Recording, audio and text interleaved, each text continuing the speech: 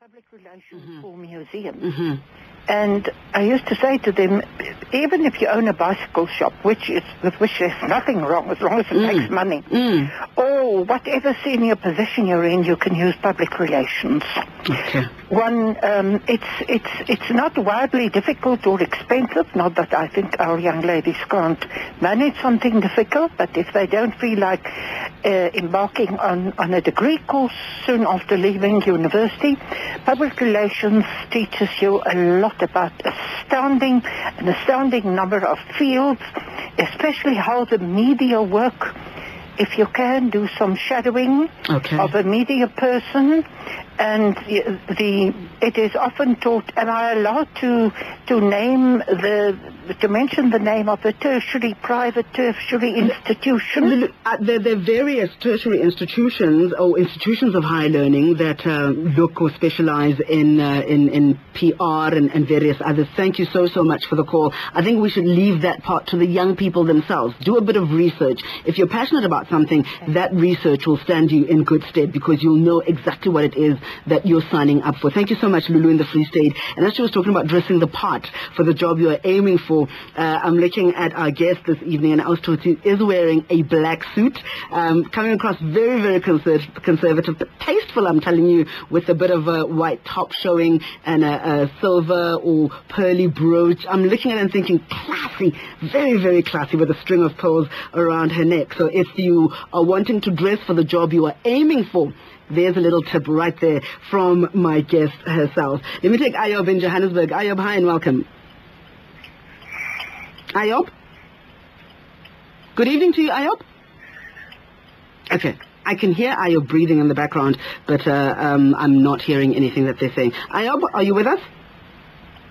Okay, no Ayob in Johannesburg. Also, the final words with regards to your rise to the top. I mean, you started off in banking, and one of the questions that I asked you during the break is, how did you get into banking? Because I see you started off as a community liaison officer, and a couple of years later you were branch manager and provincial manager. How did you get into banking?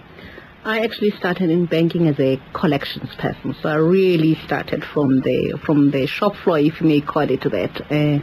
I used to go to our communities, and I was teaching our grandparents that had taken mortgage without understanding that they were actually committing themselves to debt, and you'd go to Gogo and say, Gogo, do you realize that you actually owe? And Gogo would say, no, but the bank can take their 2-room and garage. As for my house, is my house. Little did they know that they actually had put their house as collateral. So it was quite a humbling experience. But for me, I felt at the time that I could do more than just one-on-one. In terms, so I started making offers to my manager and say, can I go and help the collections team that does the back office work, because it therefore meant that somebody had to pull the reports for me and just give me the reports to go and visit the customers. I said, but I want to understand what happens at the back office. And he would say, no, it's not your job, it's not your job. And then 9 months later I thought, I can't do this, I feel that I can do more.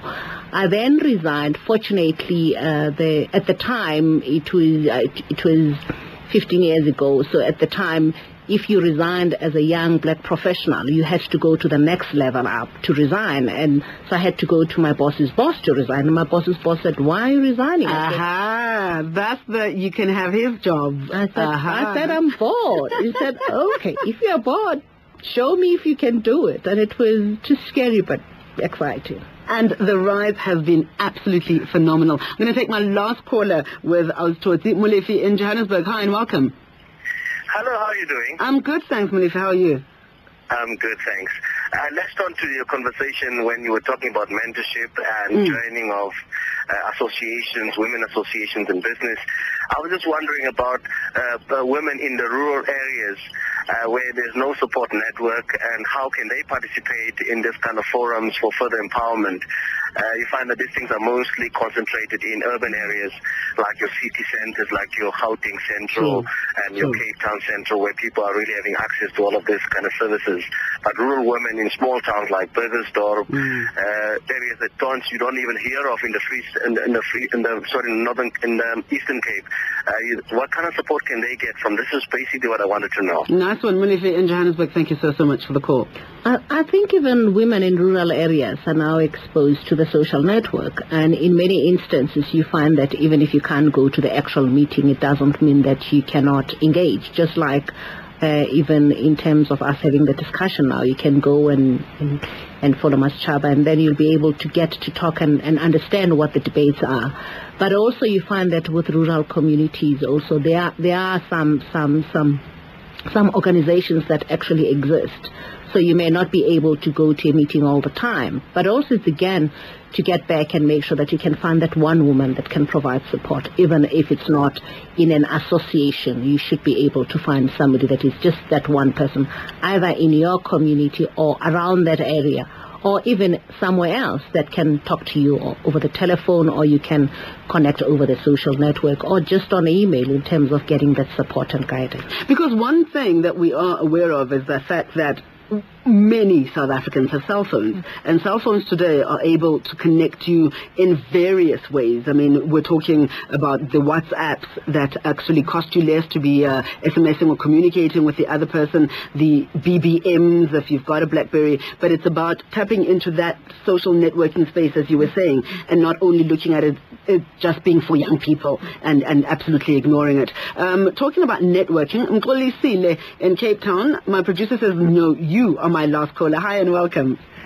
Thank you for taking my call. Thank you for calling in, sir. I'm what I call a lay leader, a township kind of guy who is in tune with some information. And I'd like to know, being a person who is not exposed to many of these things, or who is not as well educated, now, don't you think that an input from a person who will act as a groundbreaker mentor, sort of, or groundbreaker leader, to take these young girls from township or from rural setting to the next level will work? Because I think there's too much of girls out there, or boys for that matter, who want to break in through, who want to be somebody, but don't have the information and don't have the motivation.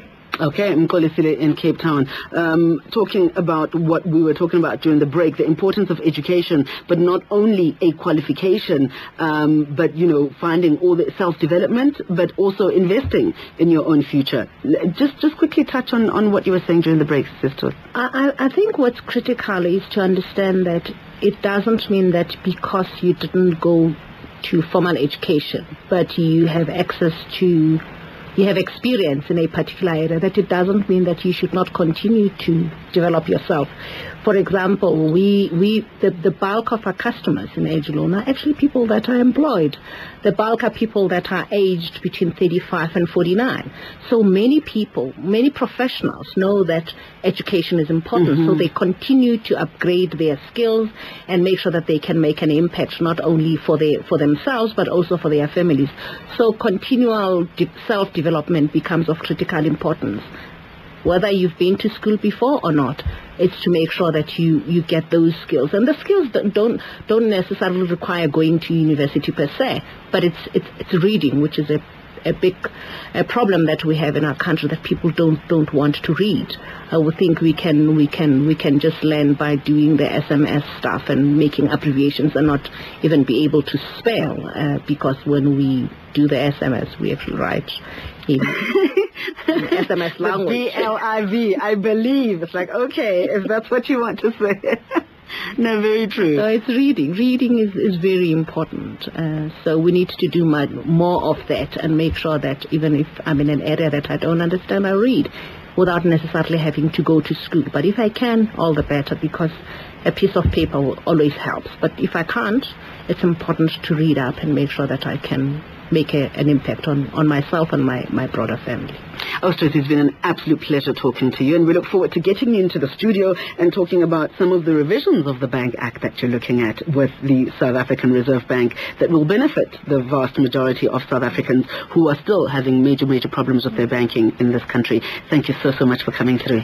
Thank you, Totsie Memela-Khambula, CEO of Eduloan and committee member for the Standing Committee for the Revision of the Bank Act with the South African Reserve Bank. Totsie also serves on various organizations and on various boards. She, as I said earlier on, is with the WIF, I think it is. That's the Women in...